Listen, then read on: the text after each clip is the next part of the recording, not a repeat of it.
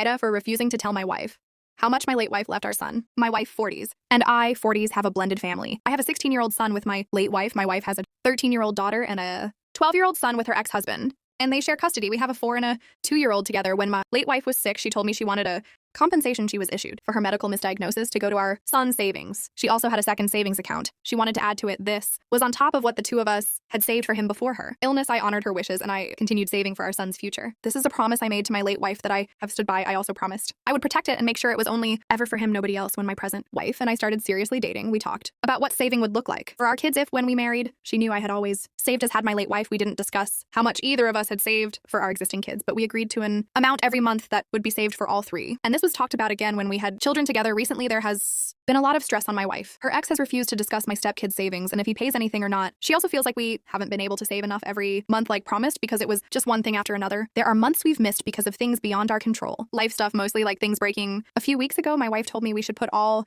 the cards on the table and discuss what all 5 kids have and decide how we proceed with making sure everyone gets what they need for the future. I told her I would happily discuss what I have saved for my oldest, but I would not be discussing the money left by his mom. She pushed back on it and said all the money should be taken into consideration. I told her we don't know what all the money is. I said our parents could be saving money for the kids' futures. Her ex could have money for my stepkids. His parents could have money for my stepkids.